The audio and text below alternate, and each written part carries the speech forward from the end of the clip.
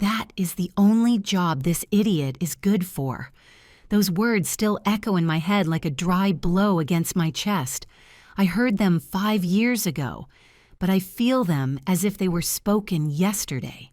Every syllable, every look of contempt, every laugh, everything remained etched in my memory like a scar that never fully healed.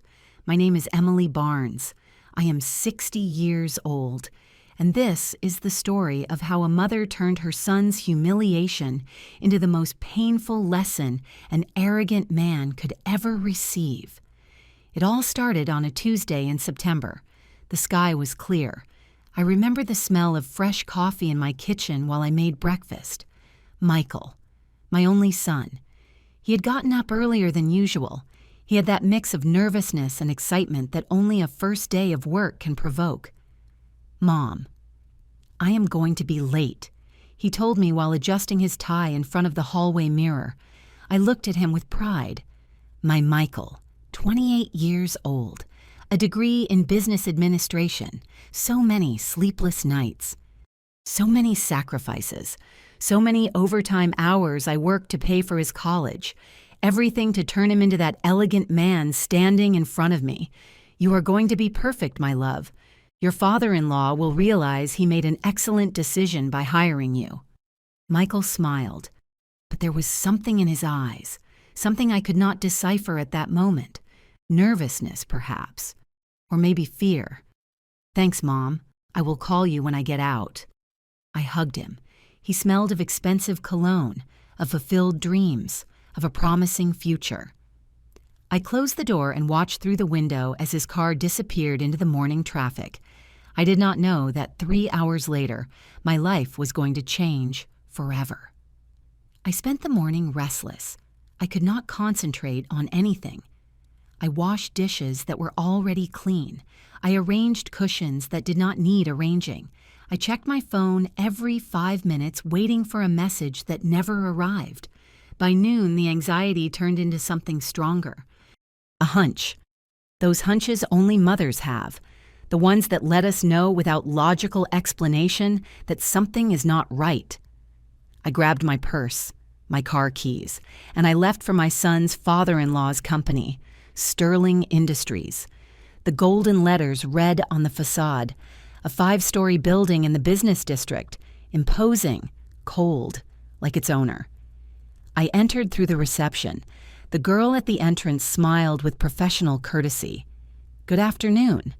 I am here to see Michael Barnes. He started today. 1 moment, please." I waited, standing up, feeling my heart beat faster and faster. Something was not right. I could feel it in the air, in the silence that was too long from that receptionist, in the way she looked away. "Ma'am, I think Mr. Michael is in the maintenance area.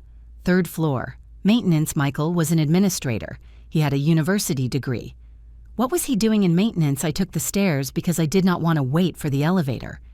Every step was a question without an answer. Every floor was a growing anguish. I reached the 3rd floor. I followed the signs. Maintenance area. Authorized personnel only. I pushed the door open. And then I saw him. My son. My Michael. The boy I raised alone after his father abandoned us. The young man who graduated with honors. The man who invested 5 years of his life studying to be someone in this world.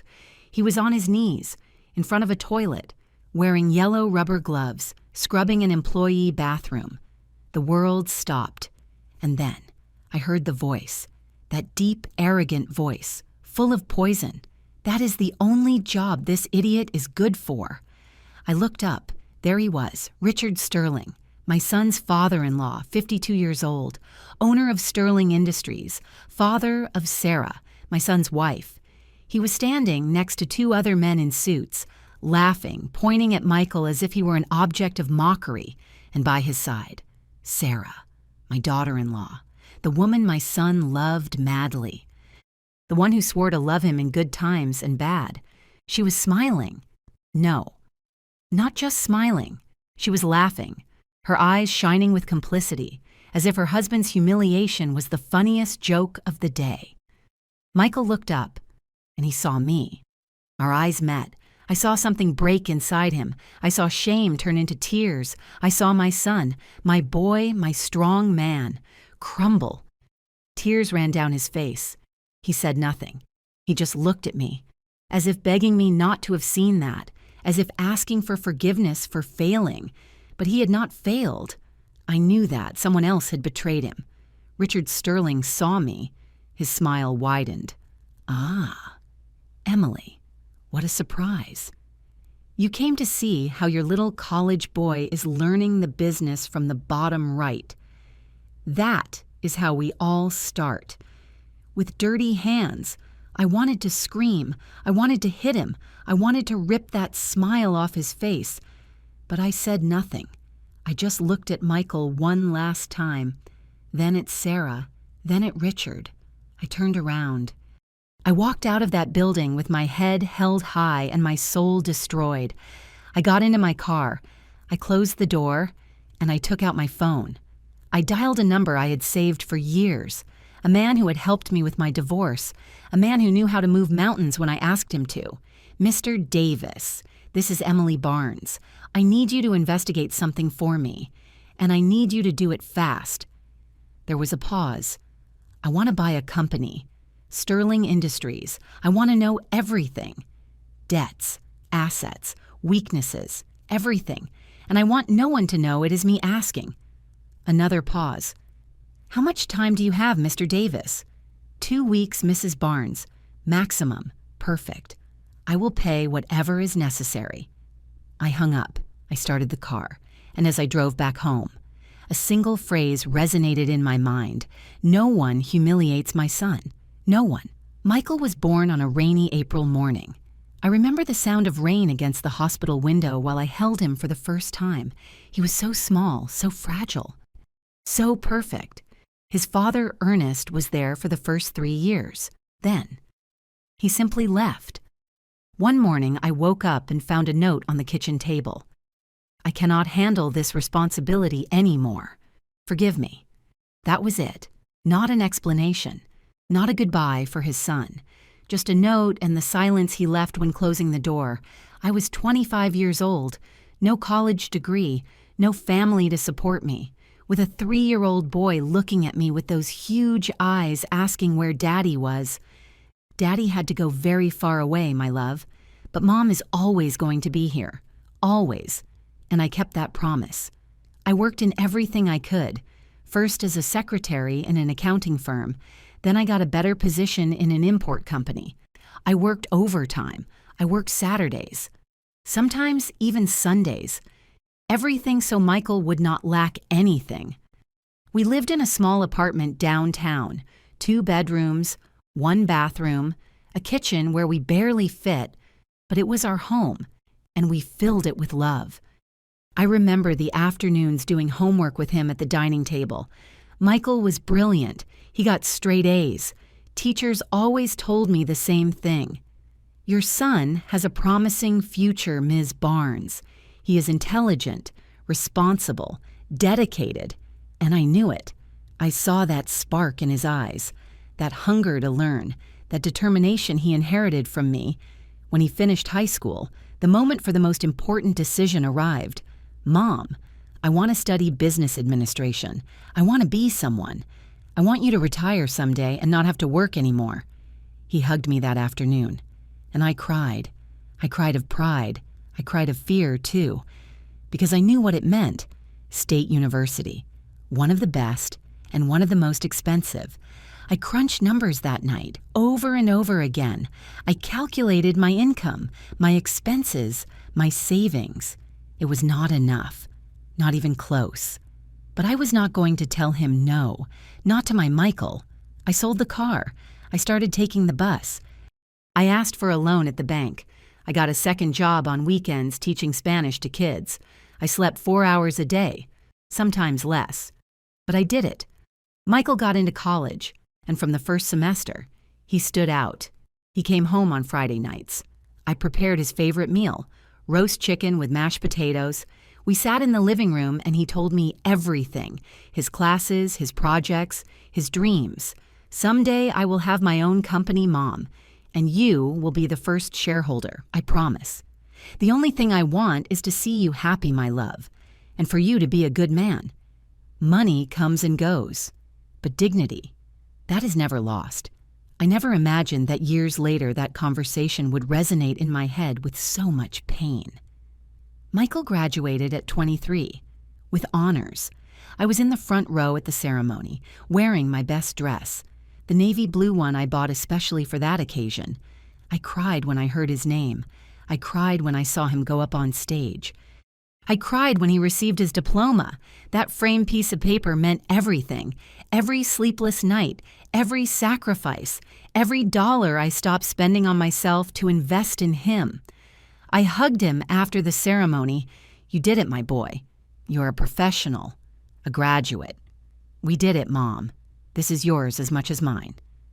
That night, we had dinner at a nice restaurant. He insisted on paying with the money from his first bonus as an intern. We ordered wine. We toasted. We laughed. Life was finally smiling at us. 2 years later, Michael met Sarah. It was at a business conference. She worked at her father's company as a human resources coordinator. She was pretty, educated, from a good family, according to Michael. Mom. I think she is the woman of my life. He had that light in his eyes, that illusion, that pure love that is only felt the first time. I met her 3 weeks later. Michael brought her to dinner. Sarah arrived with a bouquet of flowers for me and a perfect smile. Too perfect, I thought. Mrs. Barnes, Michael speaks wonders of you. It is an honor to meet you. We had dinner. We chatted. She was charming. She asked questions. She smiled. She said all the right things. But there was something I could not identify. A coldness behind that smile, a distance in her look when she saw me. When they left that night, I kept thinking, was it just my overprotective mother instinct, or was there really something that unsettled me? Michael was in love, deeply. He talked about her all the time, about their plans together, about the life they would build. 6 months later, he announced the engagement. Mom, I asked Sarah to marry me. She said yes. I should have been happy, and I was. But I also felt a knot in my stomach. Are you sure my love marriage is forever? You have to be completely sure. I have never been more sure of anything in my life, Mom. The wedding was in the garden of the Sterling estate, a huge mansion in the suburbs. Impeccable gardens, stone fountains, catering service for 200 people. I arrived alone. Wearing my beige dress I bought at the department store, I sat in the groom's family chairs, surrounded by people I did not know, people who looked me up and down, people who whispered.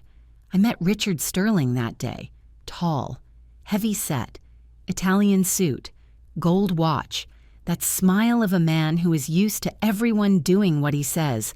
So you are the famous Emily. Michael has told me about you, a hard-working woman, admirable. There was condescension in his voice, as if hard-working was a euphemism for poor. Thank you, Mr. Sterling. Michael is a great man. I am sure he will be an excellent husband for your daughter. I hope so. Sarah deserves the best, and I make sure she always has the best. He shook my hand, a firm grip, too firm, like marking territory. His wife, Catherine, was more subtle, elegant, distant. She greeted me with a polite smile and then disappeared among the guests. The ceremony was beautiful. Michael looked nervous but happy. Sarah was radiant in her wedding dress that must have cost more than what I earned in a year. When they said I do, I felt a mix of joy and melancholy. My boy was already a married man. He was no longer just mine. At the reception, I danced with Michael, a slow song. You are the most important man in my life, Michael. Never forget that. And you are the strongest woman I know, Mom. Everything I am, I owe to you. He kissed my forehead. I did not know that a year later, that same man would be on his knees cleaning a bathroom, humiliated by the father of the woman he loved. After the wedding, Michael and Sarah went to live in a condo in the city. Nice, modern, furnished by Catherine Sterling, of course. I visited them from time to time. Sarah was always polite, but there was something. That same coldness I felt the first time. That way of looking at me as if I did not belong in her world. Michael worked at a logistics company. He was doing well, he earned a decent salary, but Sarah wanted more. Always more. Michael, my love, why do not you talk to my dad? He could give you a position in his company. You would earn double, triple even. I heard it one afternoon when I went to bring them some cookies I had baked. I do not know Sarah. I want to earn things by myself. I do not want them to think I am there just because I am your husband. Do not be silly, Michael. In this world, opportunities must be seized. My dad is willing to help you. You should be grateful. Michael looked at me. There was doubt in his eyes. What do you think, Mom? I should have told him no. I should have warned him. But I saw the illusion on his face, the desire to give more to his wife, to prove to his father-in-law that he was capable. If that is what you want, my love, do it. But never compromise your values. Never. 3 months later, Richard Sterling offered him the position. Operations manager. That was the title. A generous salary. Excellent benefits. Michael accepted. His first day was a Tuesday in September. He got up early, nervous, excited. Mom, I am going to be late, he told me while adjusting his tie in front of the hallway mirror, and I, naive, smiled at him. You are going to be perfect, my love. Your father-in-law will realize he made an excellent decision by hiring you. I closed the door. I watched him walk away, and 3 hours later, my world crumbled because I found my son on his knees, cleaning bathrooms, while his father-in-law called him an idiot and his wife smiled. That night, Michael arrived at my house. He knocked on the door past 10 at night. When I opened it, his eyes were red. He smelled of cleaning products, of humiliation. Mom. He collapsed in my arms. He cried like he had not cried since he was a child. He cried until he lost his voice. I am sorry, Mom. I am so sorry. Forgive me. I hugged him. I stroked his hair. Like when he was 5 and had nightmares. You have nothing to apologize for, my love. Nothing. Do you hear me? Nothing. That night he stayed in his old room, in the bed where he grew up, surrounded by his school trophies, his diplomas, his dreams. And I stayed awake in the living room, staring at the ceiling, thinking about every sacrifice I made, every dollar I spent on his education, every promise I made him that if he worked hard, if he studied, if he was a good man, the world would open its doors, and the world had spit in his face. But I was not going to allow it. I grabbed my phone. I dialed Mr. Davis's number again. Mr. Davis, this is Emily Barnes again. I need you to speed up that investigation, and I need it to be exhaustive. I want to know everything about Richard Sterling and his company. Absolutely everything. Mr. Davis called me 4 days later. It was Friday afternoon. I was at the office finishing some reports when I saw his name on my screen. Mrs. Barnes, I have preliminary information. Can we meet? How bad is it? There was a pause. One of those pauses that tell you more than 1,000 words. I think it is better to speak in person. Tomorrow at 10 in my office, I will be there. That night, I did not sleep. I spent it tossing and turning in bed, imagining what he could have discovered. Debts, fraud, legal problems. Michael had returned to his condo with Sarah 3 days after that humiliation. He called me every day. His voice sounded dull, broken. Mom, I do not know what to do. Richard says this is part of the learning process, that everyone in the company starts like this, that it is to know the business from the bottom. And what does Sarah say, Silence? She says I should not be proud, that my problem is I have too much pride, that her dad is doing this for my own good. I closed my eyes. I took a deep breath. Michael listened to me carefully. You studied 5 years to be an administrator. not to clean toilets. And there is nothing wrong with cleaning toilets if that is your job, but it is not yours. You have a university degree. You have capacity. You have talent. I know, Mom, but I do not want to cause problems. Sarah says if I quit, her dad will get offended, that he will think I am ungrateful. And what about your dignity, Michael? What about your self-respect? Another silence. Give it time, Mom, please, just a little more time. Time.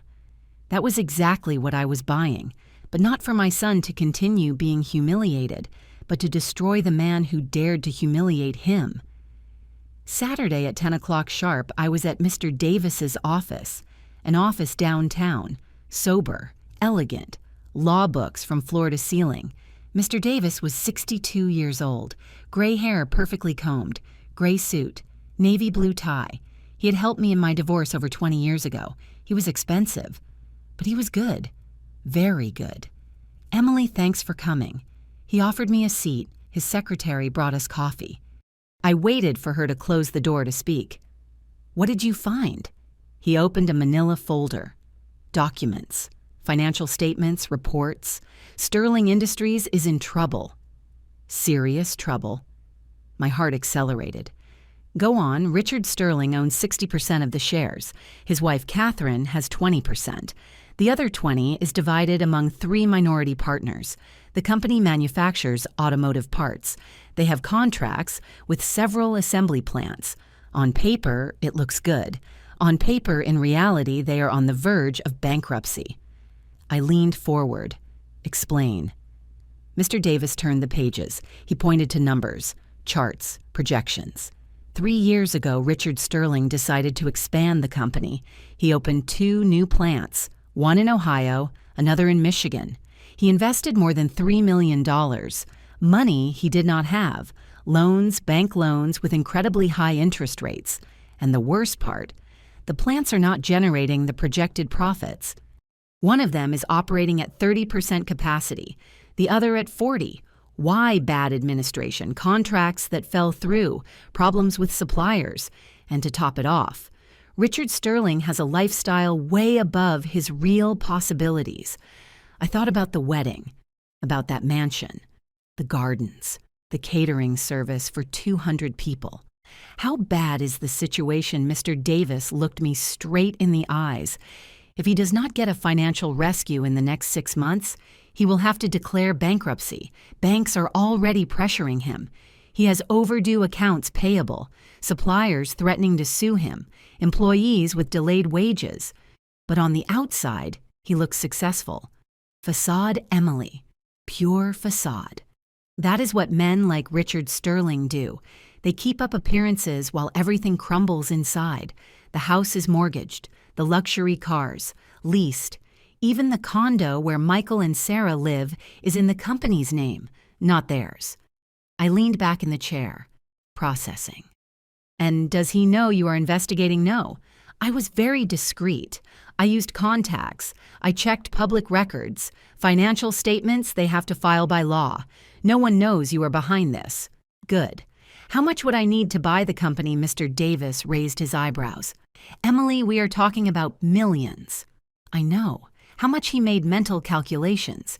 He checked numbers, taking into account the debts, the real value of assets, the financial situation. I would say with $1.5 million, you could buy the 60% Richard owns. And believe me, in his desperate situation, he would probably accept less. $1.5 million. It was a fortune. But I had saved for 35 years. I had invested well. I had properties I bought when prices were low and now were worth triple. I had stocks, savings, my severance pay from the company where I worked 25 years before switching. I had been poor, very poor, and I never wanted to be again, so every dollar I earned. I invested it. I multiplied it. I lived modestly. I drove a 2012 car.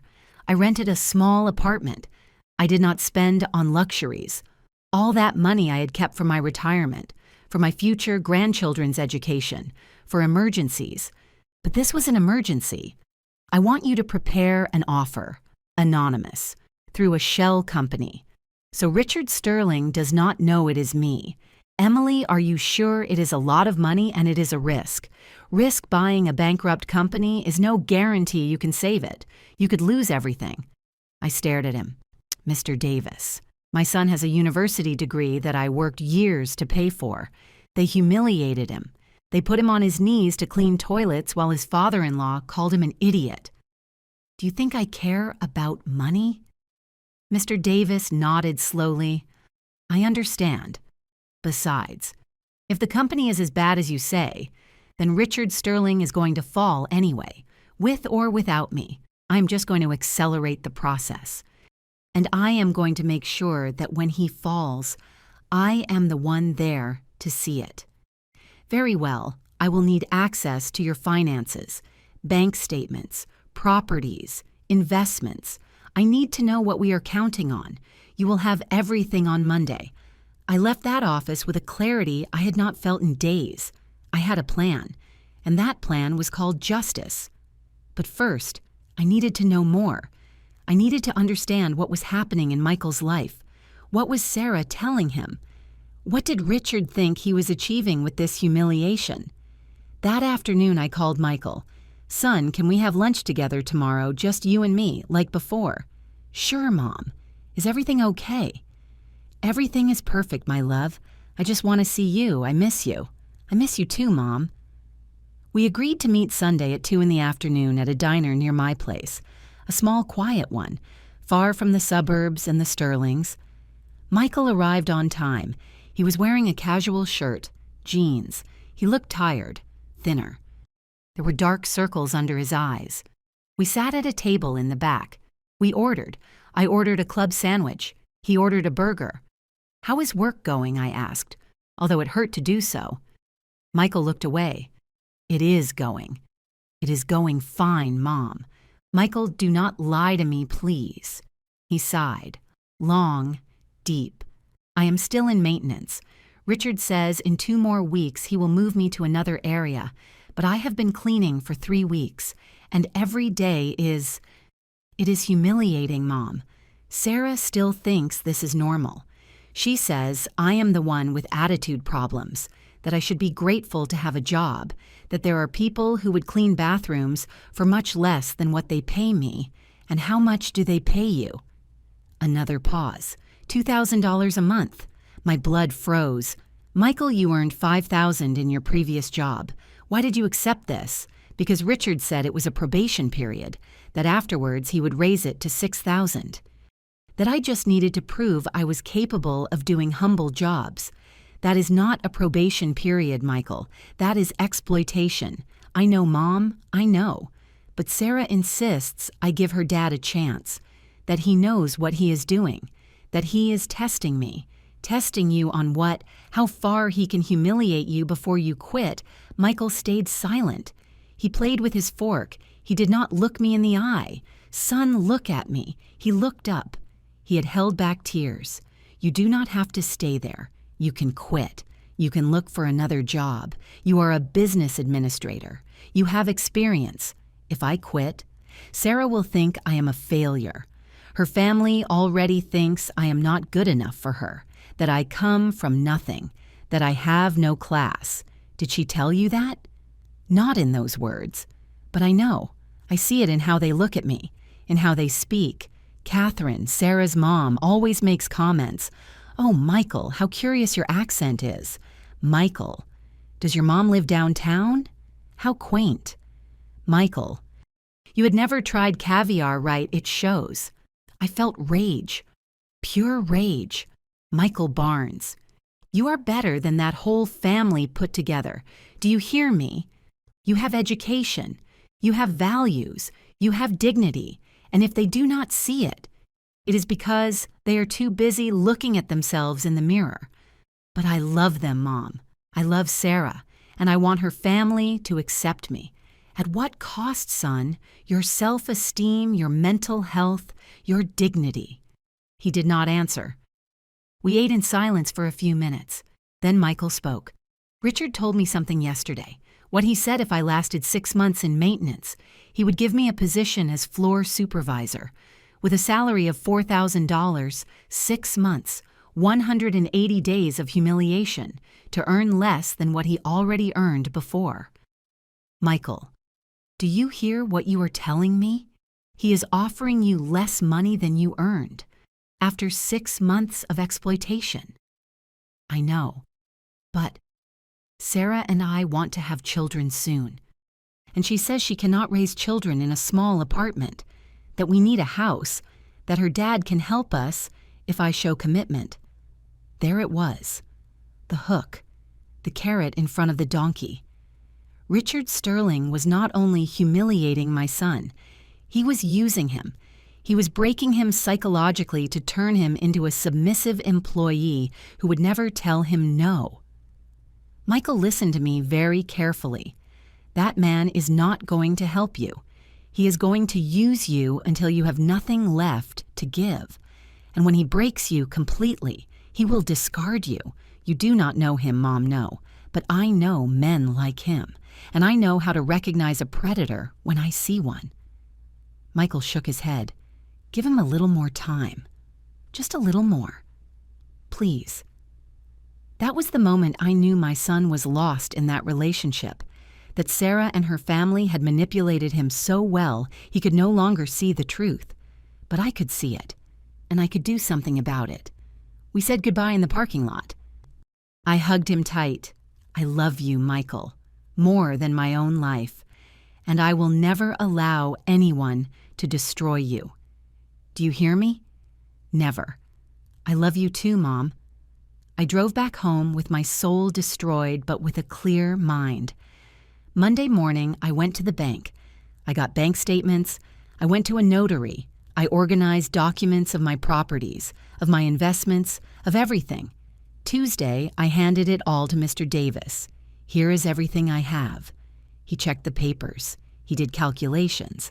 Emily, you have more than I thought.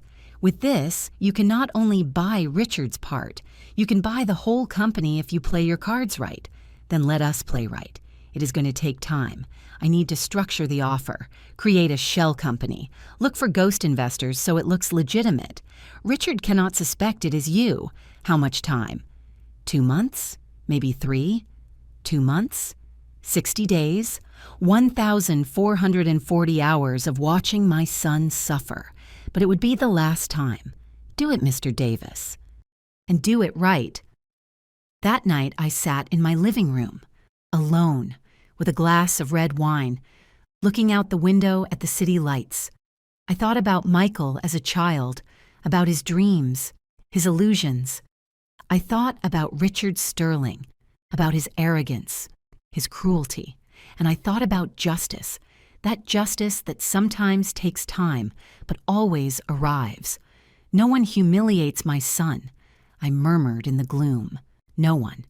Days turned into weeks, weeks into months, and every passing day I saw my son sink a little more. Michael called me less.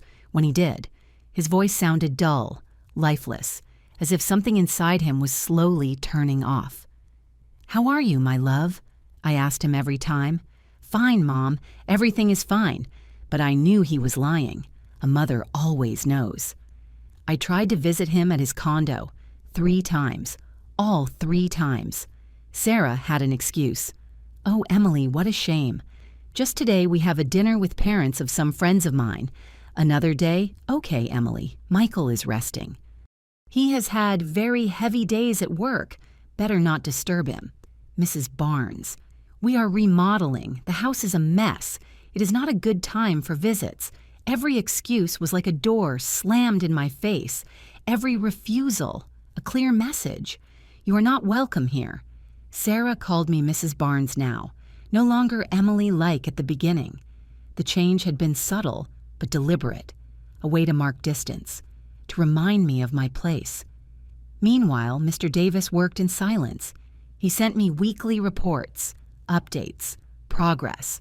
I already constituted the shell company. It is called Baggio Investment Group. On paper, it is a firm of investors interested in the automotive sector and the ghost investors. 3 real businessmen who agreed to lend their names in exchange for compensation. They signed confidentiality agreements. No one will know you are behind it. Perfect. I am preparing a financial analysis of Sterling Industries, one that justifies our interest. We have to look like serious investors who did their homework, not opportunists. How long? 1 more month? Maybe less. Richard Sterling's situation is worsening. 2 of his main suppliers already sued him. He has precautionary embargoes. Banks are tightening the noose. Good. Let him keep sinking when he is desperate. Then we strike. I hung up the phone and stared at the screen. I felt a mix of anticipation and guilt. Anticipation for what was coming, guilt for not being able to help Michael faster. But I knew I had to wait, that I had to be patient, that justice, true justice, is not rushed. One Wednesday afternoon, Michael appeared at my door without warning. It was almost 8 at night.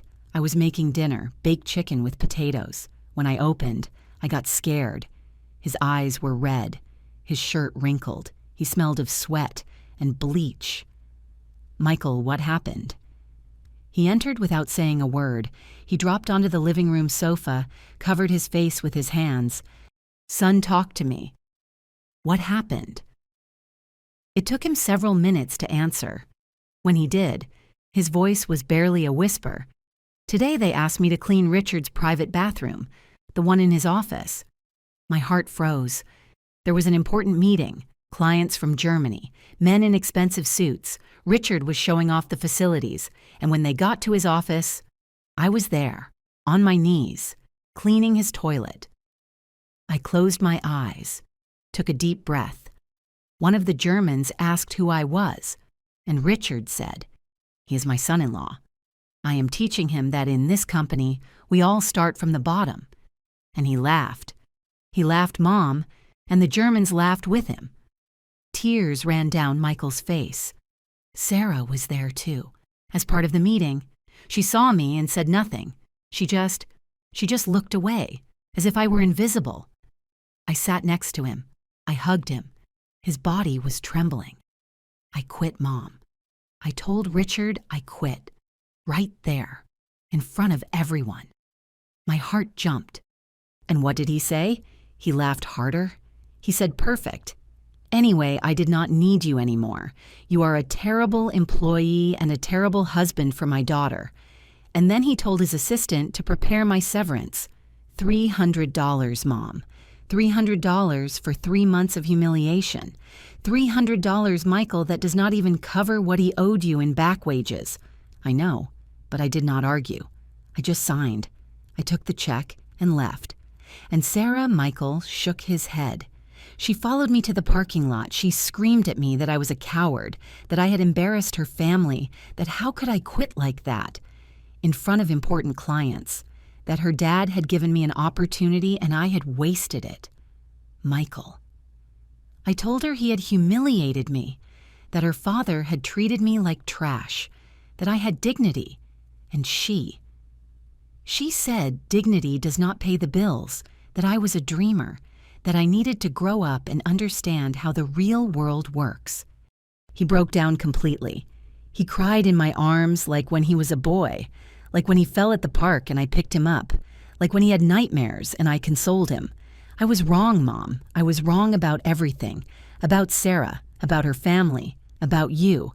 I did not listen to you. And now I have no job. I have no wife. I have nothing. You have your dignity, Michael. And believe me, that is worth more than all of Richard Sterling's money. That night, Michael stayed at my house. In his old room, I made his favorite dinner, pancakes. We ate in silence. Every bite was a silent communion between mother and son. After dinner, we sat in the living room. I put on music, oldies, the ones he liked as a child. Do you know what is the worst part? Mom, Michael said, looking at the ceiling. What, my love? That part of me still loves her. I still love Sarah. And that makes me feel even more like an idiot. You are not an idiot for loving Michael. You are human. Love does not turn off from one day to the next, but you have to understand something. True love does not humiliate. True love does not allow you to be destroyed. Do you think she ever loved me? The question hurt me, because I knew the answer, and I knew Michael knew it too. He just needed to hear it out loud. I think Sarah loved the idea of you, the man she could mold, the obedient husband, the submissive son-in-law her father could control. But I do not think she loved you, the real Michael, the man with his own dreams, with his own dignity. Michael nodded slowly. You were right from the beginning. I should have listened to you. Do not blame yourself, son. Love makes us blind. Everyone, even mothers. That night, when Michael fell asleep, I stayed awake in the living room. I grabbed my phone. I dialed Mr. Davis's number. Mr. Davis, this is Emily. I need you to speed everything up. We cannot wait any longer. What happened? Michael quit, and Richard Sterling humiliated him for the last time. I need that man to pay, now. Emily, we just need to fine-tune some details. Give me 1 more week, 5 days. I give you 5 days, all right, 5 days. I hung up. I poured myself a glass of red wine, and I toasted in silence. To justice. I murmured, and to those who thought they could destroy us. The following days were strange. Michael stayed at my house. He did not want to go back to the condo. He did not want to see Sarah. He did not answer her calls. She called my house 3 times, all 3 times. I answered. Mrs. Barnes, I need to talk to Michael. Michael does not want to talk to you, Sarah. He has to come home. We are husband and wife. We have to resolve this. Resolve what? How do you justify allowing your father to humiliate him for 3 months? How do you explain that you smiled while they destroyed him? You do not understand. My dad was testing him. Michael did not pass the test. That is not my fault. A test. Right. And what was the prize if he passed the test? 6 more months cleaning bathrooms? Look, Mrs. Barnes, I know you never liked me. You always believed I was not enough for your son. But the reality is that Michael is not enough for me either. My family has standards, and he simply did not meet them. Those words, that coldness, that calculated cruelty. You are right, Sarah. You were never enough for my son, because being enough requires having a heart, and you clearly do not have one. I hung up before she could answer. Michael was at the kitchen door. He had heard everything. Thanks, Mom. You have nothing to thank me for my love. That woman does not deserve you. She never deserved you. That night, Catherine Sterling called me, Sarah's mom. Her voice was sweet, too sweet, like poisoned honey. Emily, dear, we need to talk. As women, as mothers. I have nothing to talk about with you, Catherine, please. Just 5 minutes, for the sake of our children. I hesitated, but curiosity won. Fine, speak. Michael is a good boy. We all know that, but he is. How can I put it? Sensitive. Too sensitive. Richard was just trying to toughen him up, to prepare him for the real world. Business is tough, Emily, and men have to be tougher. Toughen him up. By making him clean toilets with a university degree. By humiliating him in front of clients, that was a lesson. One he clearly did not learn. And look, Emily, I am going to be honest with you. Sarah can do better. Someone of her level. Michael is. Well, he's a good kid, but he is not from our world. He never was. There it was. The unvarnished truth, without pretenses. Then leave us alone. Let them divorce and get on with your lives. Ah, but that is the problem. Sarah does not want a divorce. Not yet. A divorce so soon would look bad. What will people say? What will the family think? And what do you propose that Michael comes back, that he asks for forgiveness, that he apologizes to Richard for his outburst, that he shows maturity, and in 6 months, maybe a year, if things do not work out, they can separate discreetly, without scandals, without drama. I laughed, a bitter, dry laugh. You want my son to humiliate himself again, to apologize for defending his dignity, Do you want him to be your family's toy for 6 more months so you can keep up appearances? Emily, be reasonable. Think about Michael, without a job, without a future. Do you think he will get anything better? Richard can help him. He can give him contacts. He can open doors. But Michael has to learn to bow his head, to be humble. Michael is already humble, Catherine. What you want is for him to be submissive, to be a servant with a degree, and that is never going to happen. Then condemn him to a life of mediocrity, because without us, that is the only thing awaiting him. I prefer my son to live in mediocrity with dignity than in luxury with shame. I hung up. My hands were shaking with rage. Michael appeared in the living room. Was that Catherine? Yes. What did she want for you to go back, to humiliate yourself, to be their puppet for 6 more months? Michael sat on the sofa. He looked at his hands. Sometimes I think maybe they are right. Maybe I am too sensitive. Maybe I should have endured it. Maybe. Michael looked at me. He looked up. You are not too sensitive. You are human. You have limits. And those limits were crossed a long time ago. There is nothing wrong with defending your dignity. On the contrary, it is the bravest thing you have done.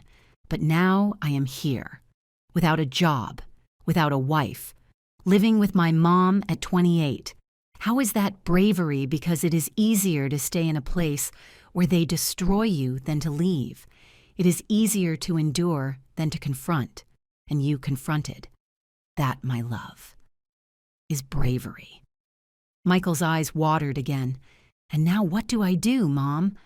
I smiled, because I knew something he did not know. I knew that in 5 days everything would change. Now you rest, you heal, you recover, and when you are ready, you start over. But this time, the right way. And if I do not get a job, what if Richard put me on a blacklist? He knows a lot of people. He has influence. Richard Sterling has more problems than he imagines. Believe me, he will not have time to think about you. What do you mean you will see my love? You will see. That night, I dreamed of the future. With Michael smiling again, with Richard Sterling falling, with justice taking its natural course. And when I woke up, there was a message from Mr. Davis. Everything ready. Tomorrow we make the offer. Prepare yourself. I smiled in the darkness of my room. Let the games begin, I whispered. While I tell all this, I think about where you might be listening to me. In what city? In what country? Maybe drinking coffee in your kitchen. Maybe driving to work. Maybe in a living room like mine. Remembering someone who also humiliated you. Write the name of your city in the comments. I would like to know where the women are who, like me, decided that their children's dignity has no price. Thursday morning, I got up earlier than usual. It was 6 o'clock. The sky was still dark.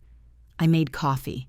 The aroma filled the kitchen and brought back memories of all those mornings when I prepared for battles I knew I had to fight. Michael was still asleep. He had been staying up late, tossing and turning in bed, checking his phone every while.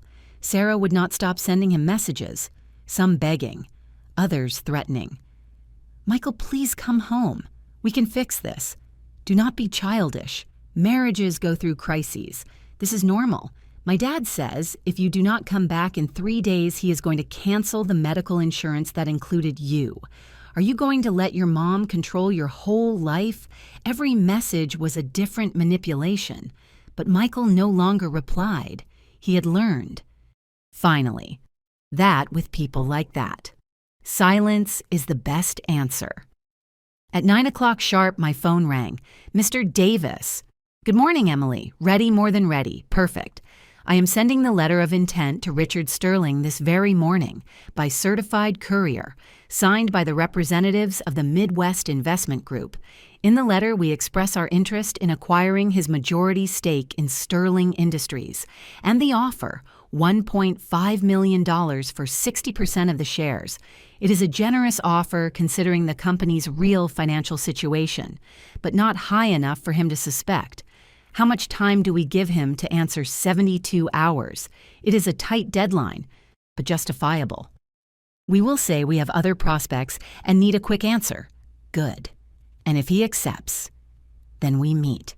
We sign a preliminary agreement, we do formal due diligence, and in 3 weeks, maximum a month, the company is yours. And if he refuses, I doubt it. Richard Sterling is desperate. The banks are choking him. He has embargoes, lawsuits. If he does not sell soon, he is going to lose everything anyway. This offer is his lifeline, and he knows it. Then we wait. Exactly. Now we wait. I hung up. I stared at the phone. The first move was made. Like in the chess games Michael taught me to play when he was a teenager. Chess is patience, Mom. He used to tell me. It is not about winning fast. It is about positioning yourself well and waiting for the exact moment to attack. Well, I had positioned myself. Now I just had to wait. Michael came out of his room around 10. He was wearing an old t-shirt and sweatpants, messy hair, 3-day beard. He looked tired but calmer than previous days. Good morning, Mom. Good morning, my love. Did you sleep well? Better than yesterday. I dreamed about weird things, about college, about my old friends, when everything was simpler. I poured him coffee. We sat at the kitchen table. Outside, it began to rain. A soft drizzle hitting the window with a constant rhythm. Michael, I have to ask you something and I need you to be completely honest with me. Sure, Mom. Whatever it is. What are you going to do with your life with Sarah? With everything? He sighed. Long. Deep. Honestly, I do not know. Part of me wants to believe that Sarah is going to change, that she is going to understand, that she is going to apologize and we are going to start over. But the rational part, that part knows it is impossible. Why impossible? Because it is not just Sarah, right? It is her whole family. It is their way of seeing the world. For them, people like us, people who come from nothing, who had to work for everything. We are inferior, and it does not matter how many degrees I have. It does not matter how hard I try. I am never going to be enough for them. So, what do you need to close that chapter? Michael played with his coffee cup. He stared at it as if the answers were there, floating in the dark liquid. I need to see them fall, Mom. I know it sounds horrible. I know it sounds vengeful. But I need to see that they are not invincible, that they are not better than anyone, that their money and their last name do not protect them from everything. I smiled, without him noticing. Sometimes life takes care of that, my love. Sometimes people's arrogance is their own downfall. Do you believe in karma? I believe actions have consequences, and Richard Sterling has sown a lot of cruelty. Eventually, that harvest will arrive. Michael nodded. He drank his coffee. Do you know what is the saddest part? That Sarah was not always like this. At the beginning, she was different, affectionate, attentive. Or at least I thought so. Now I do not know if she faked it or if her family changed her. People do not change that much, Michael. What happens is that at the beginning, we all show our best version. With time, the true nature comes to light. I guess so. We spent the rest of the morning in comfortable silence, watching old movies on TV, eating popcorn, like when he was a teenager and we stayed in pajamas on Sundays doing nothing productive. At 3 p.m, my phone vibrated. Message from Mr. Davis. The letter was delivered. Richard Sterling received it personally. Now we wait for his response. I replied with a simple, perfect. Friday went by slow, very slow. Like those days when you wait for medical results or important news. Every hour felt like 3. Michael went out to look for work, sent resumes, made calls, contacted old college classmates. He needed to keep busy. He needed to feel he was doing something productive. I stayed home, working from my computer, checking emails, handling issues from my job. But my mind was elsewhere. It was on that manila envelope Richard Sterling had received. It was on his face reading the offer. It was on his desperation. Saturday morning, early. My phone rang. Unknown number. Hello, Mrs. Emily Barnes. Yes, who is speaking? I am Patricia, executive assistant to Richard Sterling. Mr. Sterling would like to meet with you. Today, if possible. My heart raced. How did he know my name? How did he get my number? Meet with me. What for matters related to your son, Michael? Mr. Sterling considers there are pending issues to resolve. I understood. It was a trap or an attempt at manipulation. Richard knew nothing about the purchase offer linked to me. This was something else. Tell Mr. Sterling I have nothing to talk to him about. If Michael has pending issues, let him resolve them directly with my son, Mrs. Barnes. Mr. Sterling insists. He says it is important, that he has a proposal that could benefit Michael. I'm not interested. Good morning. I hung up. Michael was at my bedroom door. Was it who I think it was? Richard's assistant. He wants to meet with me. What for, I do not know, but it is nothing good. He probably wants to manipulate me, to convince you to go back. You are not going right. Of course not. But something unsettled me. How did he get my personal number? What proposal did he have? Was it just manipulation, or was there something else? An hour later, Sarah called Michael. He did not answer. Then she called my house, my landline, the one almost no one used anymore. I answered. Mrs. Barnes, I need you to listen. Sarah, I already told you, my dad is willing to give Michael another chance, a real position, human resources manager, with a salary of $8,000 a month, full benefits, company car. I stayed silent, processing. Why now? Why the change? Why? Because my dad realized he was too hard on Michael, that he went too far, and he wants to fix things. He wants us to be a family again. Lies. Everything was lies. I could feel it. And do you care what Michael wants, or are you just following your father's instructions? I care about my marriage, Mrs. Barnes. And I know you also want the best for your son, a good job, stability, future. What I want is his dignity, and that is not negotiable. Look, Mrs. Barnes, I am going to be direct. Michael, without us, is nobody. He is not going to get a job like this anywhere else. My father has contacts. He has power. He can help him or he can destroy him. It is your decision. There it was. The real threat behind the sweet offer. Tell your father that Michael is not for sale, and that his threats do not scare us. They are not threats. It is reality. And if you really loved your son, you would convince him to accept this opportunity. If you really loved my son. Wouldn't you have stopped them from humiliating him? I hung up. My hands were shaking, not from fear, from rage. Michael had heard everything from the living room. $8,000. Yes. It is more than what I earned before. I know. Do you think I should accept? What do you think? Michael sat on the sofa. He looked at the ceiling. I think it is a trap. I think they are going to keep me there under their control, threatening me constantly. I think they are going to turn my life into a hell disguised as an opportunity. Then you already have your answer. But I also think I am afraid, Mom. Afraid of not getting anything better. Afraid of getting stuck. Afraid of being a failure.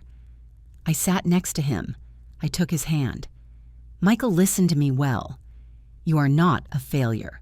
You are a man who had the courage to defend himself. That is more than most can say, and about getting a job. Things have a way of working out. Trust me. Why are you so sure? Because I know the world, and I know arrogance always falls. Always. That afternoon, at 5 o'clock sharp, I received the call I was waiting for, Mr. Davis. His voice sounded excited. Emily, he responded, and he accepts the meeting. He wants to meet the representatives of Midwest Investment Group. He wants to negotiate. I closed my eyes. I took a deep breath. When he proposes Tuesday, in his office, perfect, but not in his office.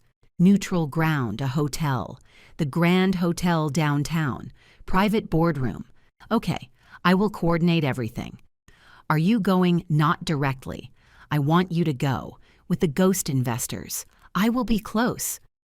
But he cannot see me yet. Understood. This is happening, Emily. It is really happening. Yes. And when it ends, Richard Sterling is going to understand what it is to lose everything. I hung up. I stared out the window. The rain had stopped.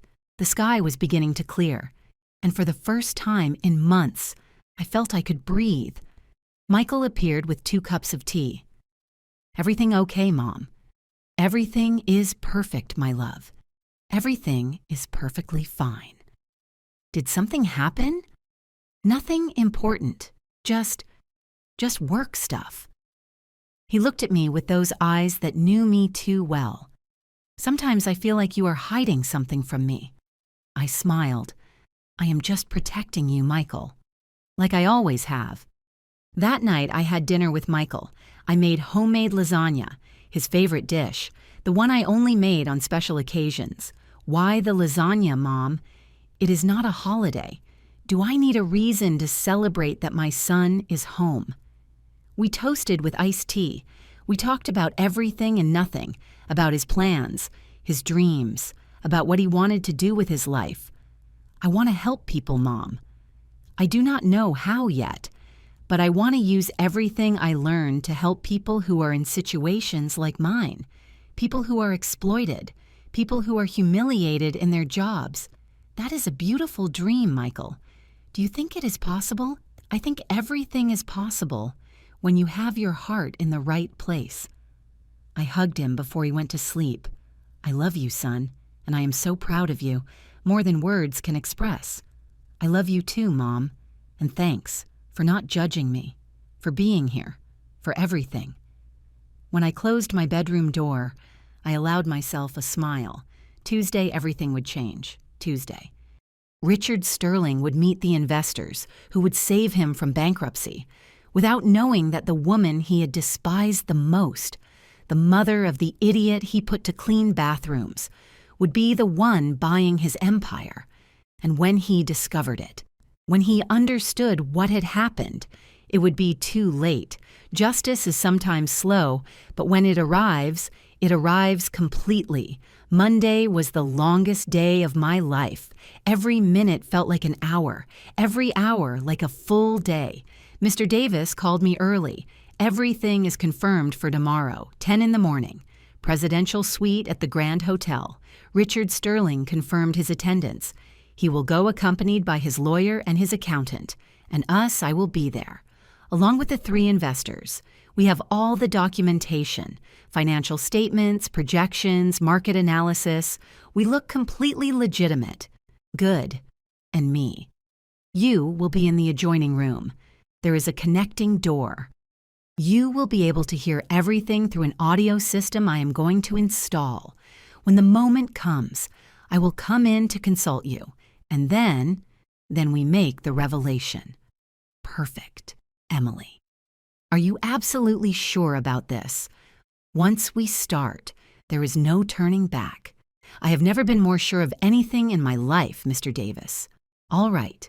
See you tomorrow, 8:30 at the hotel, to prepare everything before Richard arrives. I hung up. I stared at my reflection in the bathroom mirror. I was 60 years old, wrinkles around my eyes, gray hair I no longer bothered to dye. But in my gaze, there was something I had not seen in years. Fire, determination, justice. Michael came out of his room around 9. He was wearing a clean shirt, dress pants. He had shaved. For the first time in days, he looked like the man he was, not like the shadow they had turned him into.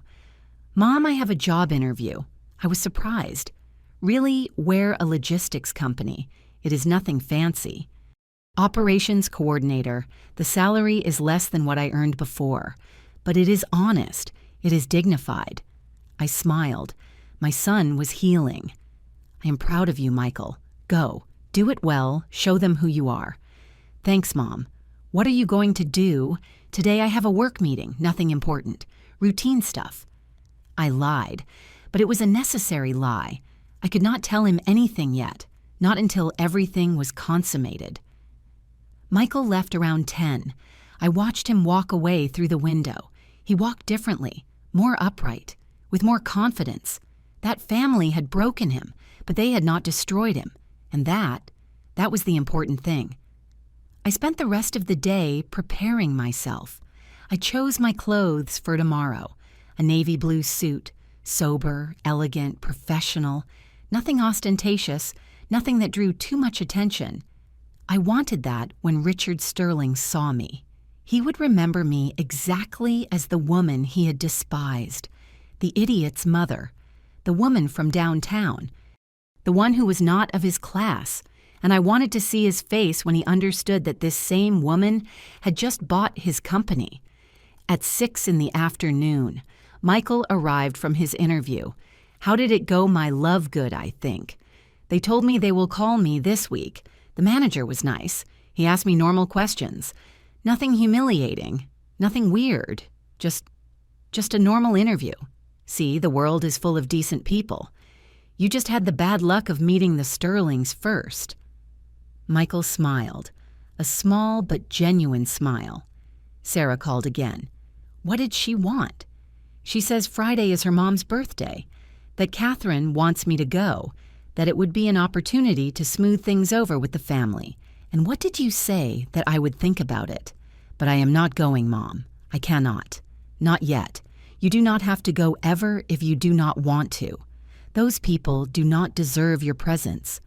I know. But part of me feels I owe them something. As if I had to prove to them that I am not what they think. Michael, listen to me. You do not owe them anything. Absolutely nothing. And you do not have to prove anything to anyone. The people worth it see you for who you are. The others do not matter. We had dinner together. Pasta with homemade tomato sauce. Simple, comforting, like the good days of before. That night I could not sleep. I spent it tossing and turning, imagining scenarios, rehearsing conversations in my head, preparing myself for the moment. At 5 a.m. I gave up. I got up. I took a long bath. I got ready with care. Every detail had to be perfect. At 7 I was ready. Michael was still sleeping. I left him a note on the kitchen table. I have a work meeting. I will be back in the afternoon. There is lasagna in the fridge. Heat it for 5 minutes. Love you? Mom. I left home at 7:30. Traffic was heavy, but I arrived at the Grand Hotel at 8:20. Mr. Davis was waiting for me in the lobby.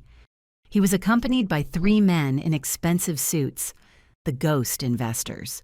Good morning, Emily. They are Robert, James, and Henry, the investors of Midwest Investment Group. I shook hands with each one, serious men, professional, real businessmen who had agreed to lend their names for generous compensation and an airtight confidentiality agreement. Mrs. Barnes, Robert said, it is an honor to help you with this. My father was humiliated by men like Richard Sterling his whole life. So for me, this is personal too. Thank you to everyone for this. We went up to the presidential suite. It was elegant. Long mahogany table, leather chairs, large windows with a view of the financial district, coffee, water and cookies already prepared. Mr. Davis installed the audio system, a small microphone hidden in a centerpiece, the headphones for me in the adjoining room. Test, he said in a low voice. I put on the headphones. I heard him perfectly. It works. Good. Now wait here.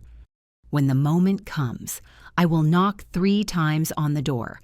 That will be your signal.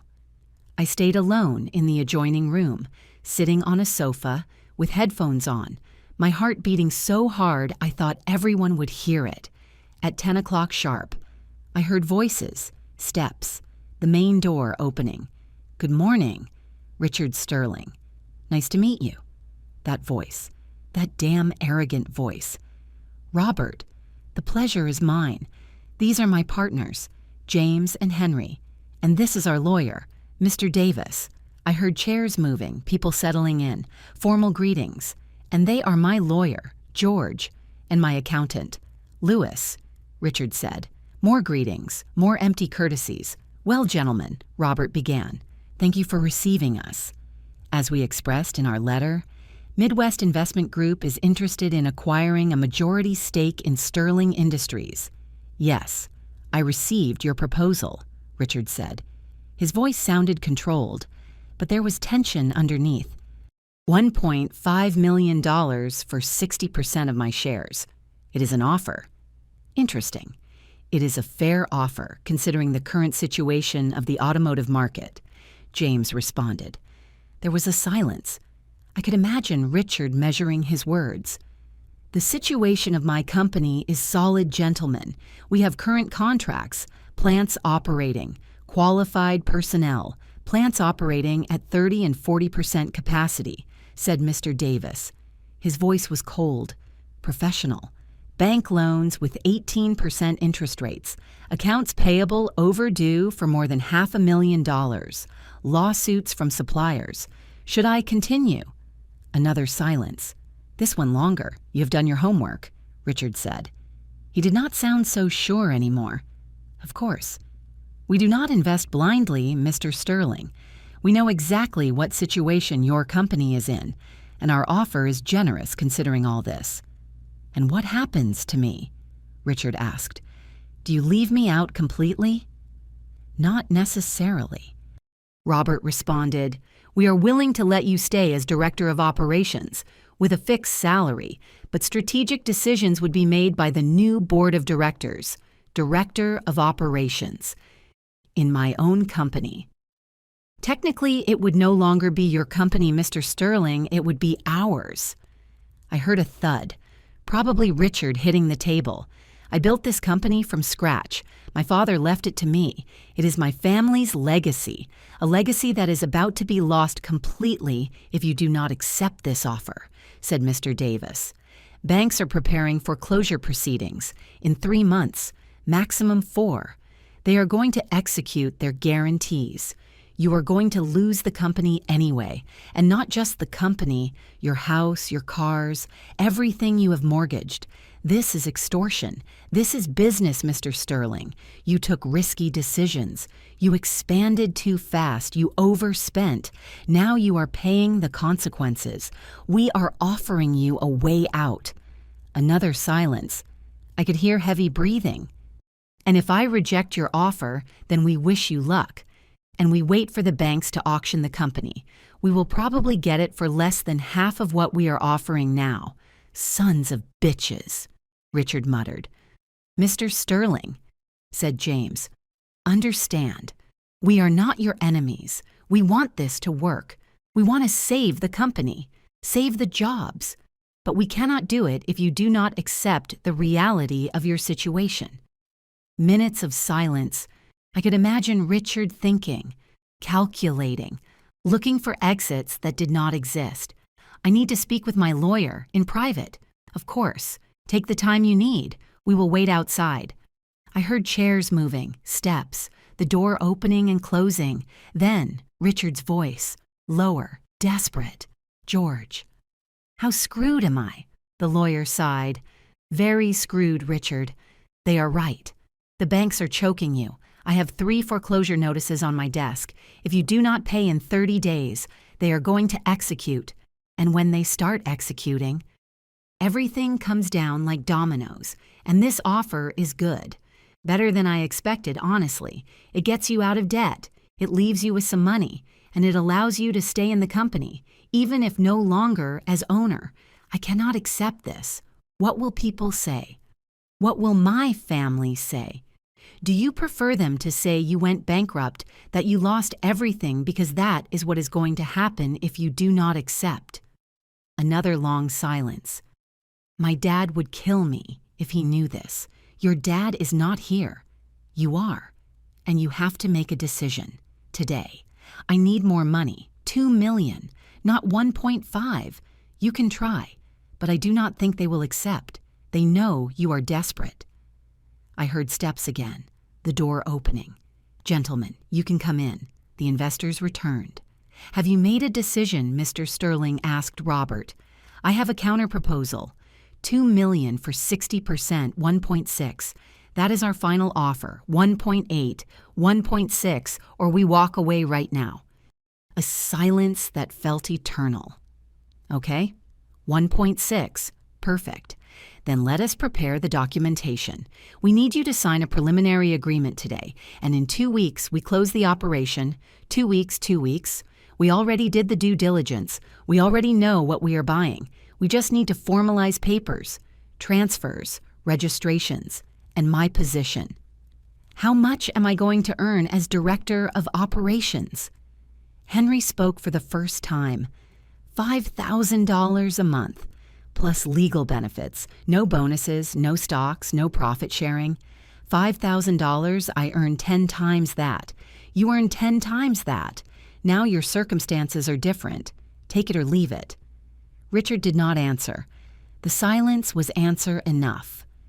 "Good," said Mr. Davis. "I am going to consult with our main investors. There is a topic we need to clarify, a matter, personal. Wait here." I heard steps approaching my door. 3 knocks. It was the moment. I took off the headphones. I stood up. I took a deep breath. Mr. Davis opened the door.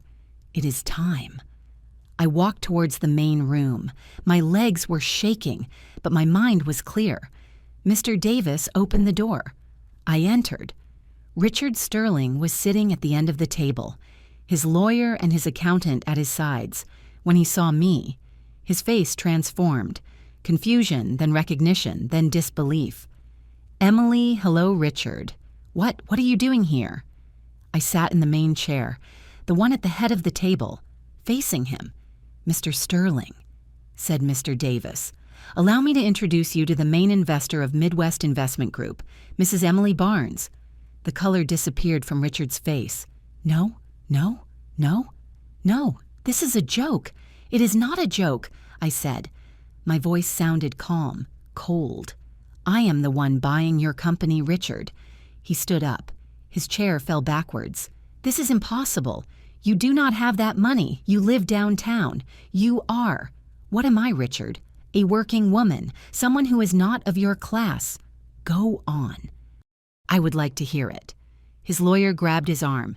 "Richard, calm down." "I am not going to calm down. This is fraud. It is conspiracy." "I am going to." Going to what I interrupted him. "Sue me." "With what money? Everything is perfectly legal. Ask your lawyer." Richard's lawyer checked the papers, swallowed hard. "It is legal, Richard.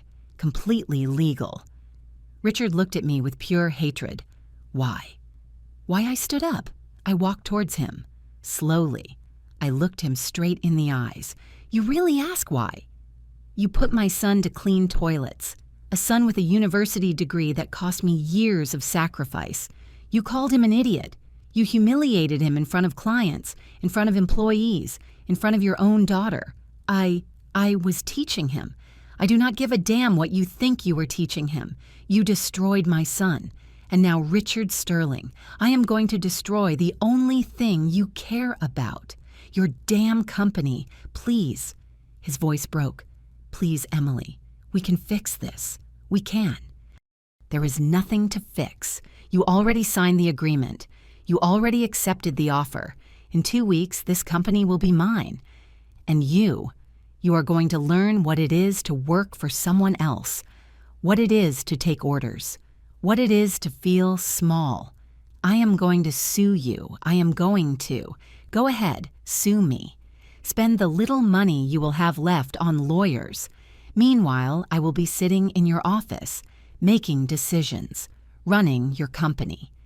Richard slumped into his chair. He covered his face with his hands. "This cannot be happening, but it is happening. And do you know what is the best part? That you put yourself in this situation. Your arrogance, your excessive spending, your bad decisions. I just accelerated the inevitable. I got closer. I crouched to be at his level. The next time you want to humiliate someone, make sure their mother does not have the resources to destroy you. I stood up, looked at Mr. Davis. Prepare the final documents. I want this closed as soon as possible. Yes, Mrs. Barnes. I walked to the door. Before leaving, I turned around. Richard, one more thing. About that position of Director of Operations. Unfortunately, we are not going to need it. But if you want, I can offer you something in maintenance. I heard we need people to clean toilets. Are you interested? I left before he could answer. In the hallway, I allowed myself to breathe. My hands were shaking, but not from fear, from victory, from justice, from peace. I walked out of the hotel with my head held high. The noon sun blinded me for a moment, but I felt lighter than ever, as if a weight I had carried for months had finally been released. Mr. Davis caught up with me in the parking lot. Emily, that was incredible. I had never seen Richard Sterling so disarmed. Did he sign everything? Yes, the preliminary agreement is signed. In 2 weeks, we close the definitive operation. The company will be yours. And him, he left in a rage. He threatened to sue, to go to the press, but his lawyer calmed him down. He explained that everything is legal, that he has no basis to fight. I smiled. Good. Now comes the important part. I want Michael to be named CEO of Sterling Industries immediately after closing. Are you sure it is a lot of responsibility and the company needs deep restructuring? My son graduated with honors. He has the skills. He just needs the opportunity. And I am going to hire you as legal advisor. You are going to help him with everything. Do you accept? Mr. Davis nodded. It would be an honor. Perfect. I will call you tomorrow to finalize details. I drove back home with a calm heart, but I knew the hardest part was still missing. Telling Michael. I arrived around 2 in the afternoon. Michael was in the living room watching news. He looked calm, relaxed. How did your meeting go? Mom, good. Very good, actually. What kind of meeting was it? I sat next to him. I took his hand. Michael, I need to tell you something. Something important. His expression changed. Concern. Are you okay? Did something happen? I am perfectly fine, but there is something I did. Something I did for you, and you need to know. I told him everything. From the moment I saw him cleaning that bathroom, from the call to Mr. Davis, the investigation, the savings, the shell company, the offer. And finally, the revelation of this morning. Michael listened to me in silence. His face went through 1,000 emotions. Surprise, disbelief, amazement, and finally, tears. Mom, did you buy Richard Sterling's company? Yes. Did you spend all your savings, every dollar? But I would do it again 1,000 times. He covered his face with his hands. His shoulders shook. I cannot believe you did that for me. It is too much. It is. You are my son, Michael. There is no too much when it is about you. He hugged me. He cried on my shoulder like when he was a child. But these tears were different. They were not of pain. They were of liberation. And now what is going to happen? He asked when he calmed down. Now you are going to be the CEO of Sterling Industries. What? No, Mom. I cannot. I am not ready. I do not know if... Listen to me, Michael. You studied for this. You prepared for this. And you are going to have all the support you need. Mr. Davis is going to advise you. I am going to be there. But the company needs a leader. And that leader is you. And Richard will no longer be there. I terminated his contract. Michael closed his eyes, took a deep breath. I do not know what to say. Do not say anything. Just prepare yourself, because in 2 weeks, everything changes. That night, my phone did not stop ringing. Calls from unknown numbers, messages, but I did not answer any. The next day, Sarah appeared at my door. It was 9 in the morning. Michael had gone out to do some paperwork. I opened and found her standing there, without makeup, messy hair, red eyes. Ed, I need to talk to you. We have nothing to talk about, Sarah. Please, just 5 minutes. I let her in. We sat in the living room. The atmosphere was tense, cold. My dad is destroyed, she began. He has not left his room since yesterday.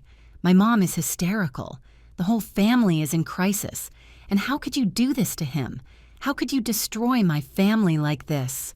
I laughed. Without humor, without joy. How could I? Are you really asking me that? Your father humiliated my son for months. You laughed while he did it. Your family treated us like trash. And now you come to ask me for compassion. My dad was just being tough. It is his way of teaching. He did not deserve this. Your dad was not teaching anything. He was abusing, and now he is paying the consequences. Sarah stood up. You are a vengeful woman, cruel. Michael is going to realize sooner or later. Michael already realized many things, including that he married the wrong woman. I love Michael. No.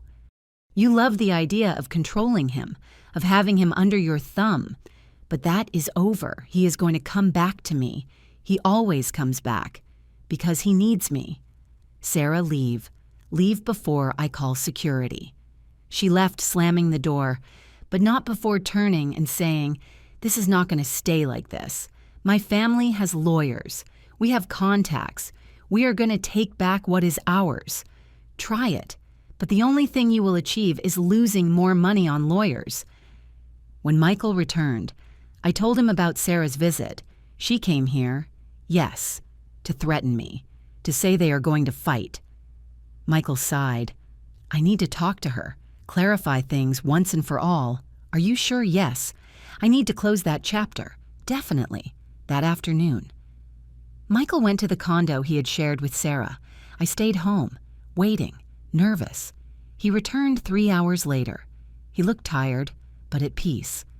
How did it go?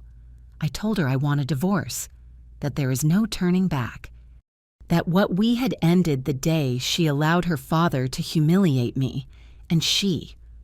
What did she say? She cried. She begged.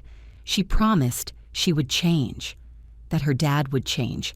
But I do not believe her anymore. I do not feel anything for her anymore, Mom. It is as if all that love evaporated.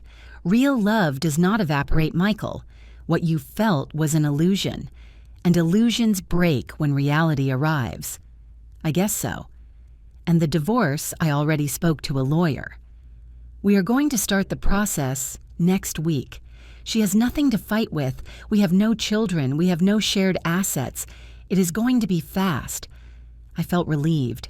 My son was finally free. The following days were a roller coaster. Richard Sterling tried everything. He called partners, suppliers, clients, trying to sabotage the sale. But Mr. Davis blocked every attempt. The contracts were signed. The agreements were legal. There was no escape. Catherine Sterling sent me a long message, full of insults, of veiled threats, of pleas disguised as indignation. I deleted it without finishing reading. On Friday, 1 week before the final closing, I received a call from a number I did not recognize. Mrs. Barnes. Yes. Who is speaking? I am Alice Sterling, Richard's sister. Silence. What do you want? I just want to say. Thank you. Excuse me. My brother is a terrible man, arrogant, cruel. He destroyed a lot of people over the years, including me. So thank you for doing what I never had the courage to do. She hung up before I could answer. That call left me thinking. Richard Sterling had not only hurt Michael, he had hurt a lot of people.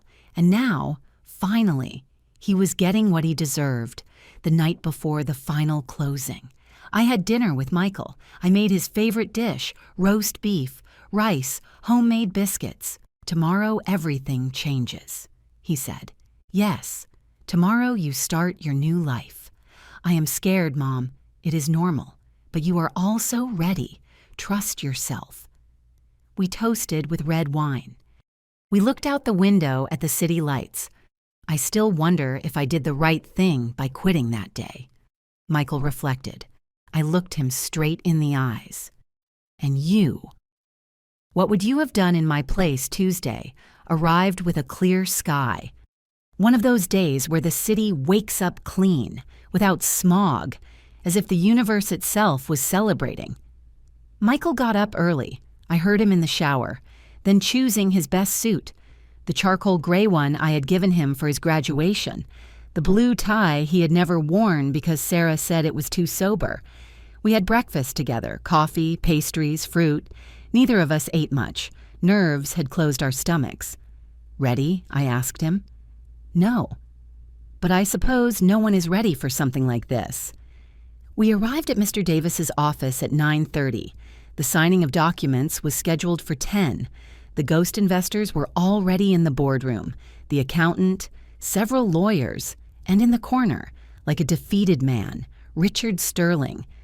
He looked 10 years older than the last time, deep circles under his eyes, grayish skin, wrinkled suit. Nothing remained of that arrogance that characterized him. When he saw us enter, his eyes filled with hate. But he said nothing. He just looked away. "Good morning," greeted Mr. Davis. "Let us proceed." For 2 hours we signed documents, transfers, minutes, powers of attorney.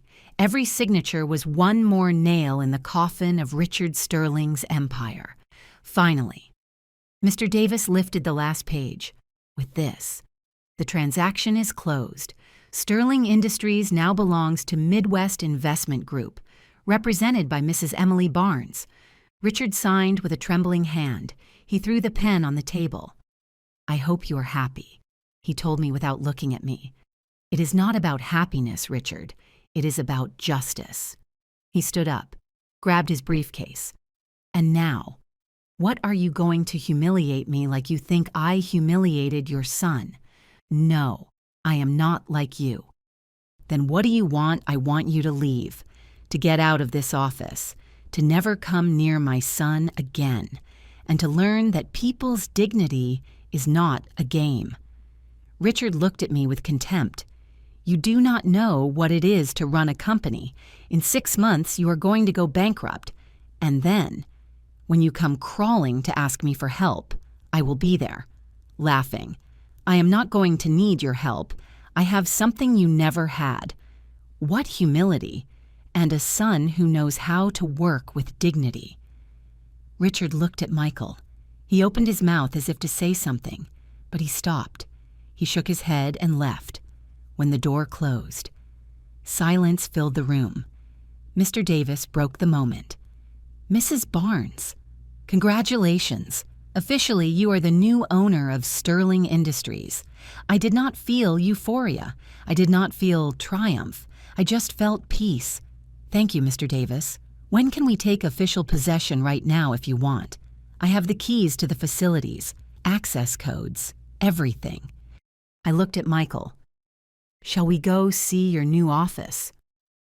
We drove to the facilities in the business district, that building I had visited months ago looking for my son, that place where I found him destroyed.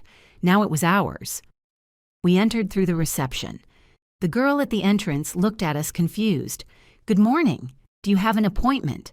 "We do not need an appointment," I said calmly. "I am Emily Barnes, the new owner of this company. Gather all employees in the main conference room. In 30 minutes, her face turned pale. "Yes, yes, ma'am, right away." We went up to the 5th floor, the main office, the one that had been Richard Sterling's. Michael entered first. He looked around, the mahogany desk, the diplomas on the wall, the panoramic view of the city. "This is surreal," he murmured. "This is yours. You earned it." "No, Mom. You gave it to me. I just opened the door. Now you have to walk through it." Half an hour later, all employees were gathered. About 120 people, some nervous, others curious, everyone wondering what was happening. I went up to the small stage, Michael by my side. "Good morning, my name is Emily Barnes. Starting today, I am the new owner of Sterling Industries." Murmurs, looks, confusion. I know many are worried about their jobs, about their families, about their future, so I will be direct. No one will be fired. No one will see their salary reduced. In fact, we are going to do a complete review of compensations to ensure everyone receives what is fair. More murmurs. But now of relief. This company has gone through difficult times. I know many of you have worked without seeing raises, some even with delayed wages. That ends today. Pending payments will be covered this week. Applause. Small at first, then louder. I want to introduce you to someone. He is Michael Barnes, a graduate in business administration, and starting today, your new CEO. Michael took a step forward. Some recognized him. I saw faces of surprise, of disbelief. He spoke with a firm voice. Many of you saw me a few months ago, in circumstances. Difficult. Some of you were witnesses to how I was treated here, and I want you to know something. I will never forget how it feels to be on the other side. I will never forget what humiliation is, and that is why I promise that in this company, everyone will be treated with dignity. Everyone. The silence was absolute. It will not be easy. The company has debts. It has problems. But we are going to get ahead, together, as a team, not as bosses and employees, but as co-workers. This time, the applause was spontaneous, genuine. After the meeting, several employees approached Michael to shake his hand, to wish him luck. An older man, in mechanic overalls, hugged him. Mr. Michael, I was there that day. When Mr. Sterling put you to clean, I was so angry. But I could not say anything. I have a family to support, but I want you to know. Many of us admire what you did, leaving with dignity. Michael had tears in his eyes. Thank you. That means a lot. We spent the rest of the day reviewing documents, financial statements, contracts, debts. The situation was worse than we thought. Richard Sterling had left a disaster. Mom, this is going to take years to fix. Michael said that night. We were in his new office. It was past 9. The city shone below. I know, but we are going to achieve it. And if I cannot? What if Richard was right? What if I bankrupt the company in 6 months? I got closer, put my hands on his shoulders. Michael listened to me. Richard Sterling bankrupted this company with his arrogance, with his ego. You have something he never had: humility, empathy, and desire to do things right. That is worth more than any degree or experience. Do you really believe it with all my heart? That night, driving back home, I received a message. It was from an unknown number. Mrs. Barnes, I am Lewis. I worked as an accountant at Sterling Industries. I quit 6 months ago because I could not stand Mr. Sterling's abuses anymore. Today I found out what happened, and I want you to know that if you need help, I am available. I know the company better than anyone, and I would love to be part of this new chapter. No hard feelings, just wanting to do things right.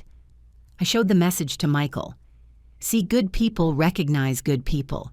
You are going to be surrounded by a great team. Michael smiled. For the first time in months, I saw real hope in his eyes. When we arrived home, we found a surprise. Sarah was sitting on the building stairs. When she saw us, she stood up. Michael, please, I need to talk to you. Sarah, I already told you. Just 5 minutes, I beg you. Michael looked at me. I nodded. I am going up. Take your time. I went up to the apartment, but I left the window open. I could hear their voices. Michael, I made a mistake. I know. I should have defended you. I should have. You should have loved me, Sarah. That is what you should have done. I love you. I have always loved you. No, you loved the idea of me, the obedient husband, the man your family could control. That is not true. Then why did you smile? Why did you laugh while your father humiliated me? Silence, that is what I thought.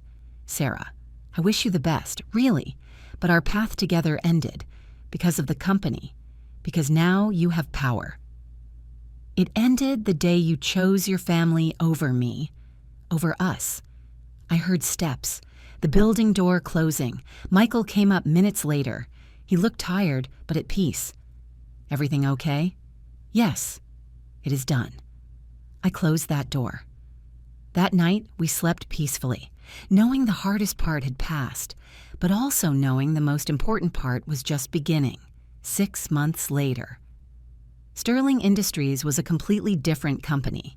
Michael worked day and night, restructured departments, negotiated with suppliers, recovered clients Richard had lost due to his arrogance. The plants in Ohio and Michigan now operated at 70% capacity. Employees received their salaries on time. Many even received bonuses for the first time in years. I stayed as chair of the board, but I let Michael handle everything. He made the decisions. I was just there to support when he needed it. One afternoon in March, Mr. Davis called me. "Emily, I have news.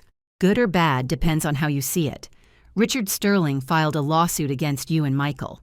For what reason? Fraud, conspiracy, breach of trust, all baseless. His lawyer already contacted me. They want to reach a settlement. What kind of settlement? They want you to sell the company back to them for half of what you paid." I laughed. "Tell his lawyer there is no deal, and if they want to fight in court, go ahead. We have all the documents. Everything was legal." The lawsuit was dismissed 3 weeks later. The judge ruled there were no grounds to proceed. Richard had to pay the court costs, another $10,000 he did not have, in May. I found out from an acquaintance that Richard had to sell his house in the suburbs. He moved to an apartment in a cheaper area, small, modest, nothing compared to what he had. Catherine left him. They divorced in June. She kept the little they had left and went to live with her sister in Florida. Sarah got married again, to an older businessman, rich, the type her family always wanted for her. I knew from Michael she was unhappy, but that was no longer our problem. In August, Michael called me to his office. "Mom, I have something to show you." He showed me a financial report. This quarter we had profits for the first time in 2 years. We paid all bank debts and have positive cash flow. I hugged him. "I am so proud of you. I would not have achieved it without you." "You achieved it, Michael, with your work, with your dedication." That same month, I received an unexpected call. "Mrs. Barnes." "Yes." "Who is speaking?" "It is Richard Sterling." My blood froze. "What do you want just want to talk. 5 minutes, please." I hesitated, but curiosity won. "I will see you at the coffee shop on the corner of my house. Tomorrow at 3. He arrived on time. He looked even worse than the last time, thin, aged, defeated. We sat in silence. We ordered coffee. "Thanks for coming," he said finally. "What do you want, Richard?" "I want. I know I do not deserve it. I know I was cruel to Michael, to you, to many people. And now I am paying for it. What happened? I lost everything. My company, my house, my wife. My daughter barely speaks to me. I am living in a small apartment. I work doing consulting for $3,000 a month. I did not feel satisfaction, just sadness. And why are you telling me this? Because I want you to know that I understood. I understood what I did to your son. I understood what it is to lose everything, what it is to be humiliated. And you were right. I deserved it. I did not come here to hear your self-pity, Richard. I know. I came to tell you that Michael is a great leader, better than me, much better, and that the company is in good hands." He stood up. "I do not expect you to forgive me. I just wanted you to know that I am sorry. Really." He left before I could answer. That night, I told Michael. Richard apologized. "Yes. And what did you say?" "Nothing." There was nothing to say. Michael looked out the window. Sometimes I think about him, how he fell, and I feel pity. That makes you a better person than him, my love. He never felt pity for anyone. Do you think I will ever forgive him? I do not know. But you do not have to decide today, in October.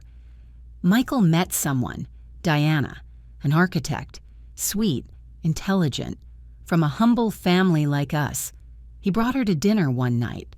I liked her immediately. Mrs. Barnes. Michael speaks wonders of you, she said sincerely. Call me Emily, please. And he speaks wonders of you, too. I saw my son smile, that smile I had not seen since before Sarah, that genuine smile, and I knew he was finally healing. A year after buying the company, we organized a dinner for all employees, a celebration. Michael gave a speech. A year ago, this company was on the verge of collapse. Today, we are profitable, stable, and most importantly, we are a team that respects each other. Applause. None of this would have been possible without you, without your work, your loyalty, your patience. Thank you. More applause. Then he gave me the floor. I just want to say something. Life always collects its debts, sooner or later. People who sow cruelty harvest loneliness, and those who sow dignity harvest respect. You chose dignity, and that is why you are here. That night, driving back home, Michael told me, "Do you know something, Mom? He once called me crazy." Years later, I saw that same emptiness in his eyes while he was alone in that cafe. Life always collects its debts. I smiled. Yes, my love, it always collects them. Today, 5 years later. I look out the window of my apartment and smile. Michael and Diana got married 2 years ago. They had a simple wedding in the countryside, full of true love. No appearances, no fakeness. Now they are expecting their first child, my first grandchild. Sterling Industries changed its name. Now it is called Barnes Industries. Michael is the CEO. Diana manages the design area. I retired last year. Finally. The company has over 200 employees. We opened a third plant. We won international contracts. But the most important thing is it is a place where people work with dignity. Sometimes I see Richard Sterling from afar, at the supermarket, on the street, always alone, always with that empty look of someone who lost everything he thought was important. I do not feel hate, not even satisfaction, just understanding. He built his own prison, brick by brick. Humiliation by humiliation. Life did not need me to destroy him. He took care of that all by himself. Sarah got divorced again. I heard she lives with her mom in Florida. Catherine works now as a saleswoman in a boutique. Ironic, considering how they looked at working people. I do not wish them ill. They simply are no longer part of our history. Michael comes to visit me every Sunday. He brings Diana. We eat together. We talk about everything, about the baby, about the company, about life. Mom. He told me last Sunday, I want you to be the baby's godmother. It would be an honor, my love. And I want you to know something. Everything I am, everything I have, I owe to you. No, Michael, you earned it. I just did what any mother would do. Not any mother, Mom. Most would have stayed silent. You fought. I hugged him. My boy. My man. My pride. Sometimes they ask me if I regret spending all my savings to buy that company, and I always answer the same, not a second.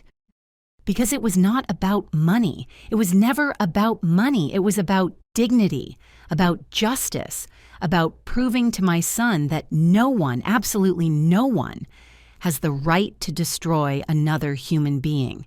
The money came back. The company prospered. I recovered my investment and more. But the most important thing I recovered was seeing my son shine again, seeing him walk with his head held high, seeing him lead with empathy, seeing him love again. That is priceless. A few months ago, a woman stopped me on the street. Are you Emily Barnes? Yes. Do we know each other? No. But my husband worked at Sterling Industries when you bought it. And I just want to say thank you for treating him with dignity, for paying him fairly, for giving him back his self-esteem. She left before I could answer. Those are the moments that matter, not the money, not the power, but knowing you made a difference in someone's life. If my story helps a single woman open her eyes, to defend her children, to not stay silent in the face of injustice, it will have been worth it. Because in the end, life is not about how much you have. It is about how much you gave, who you protected, what legacy you leave. And my legacy is simple. A son who knows his mother will always be there, that no one has the right to humiliate him. That dignity is not negotiable. Tomorrow I will go to the company, not to work, just to visit, to see Michael in his office, sitting at that desk that was once Richard Sterling's, and I am going to smile. Because justice, although sometimes it takes time, always arrives. And when it arrives, it is sweet, very sweet. Thank you for listening to the end. If this story touched your heart, share it with someone you love. Sometimes, a story like this can change a whole day. Subscribe and hit the bell to listen to more stories of women who transform their pain into wisdom.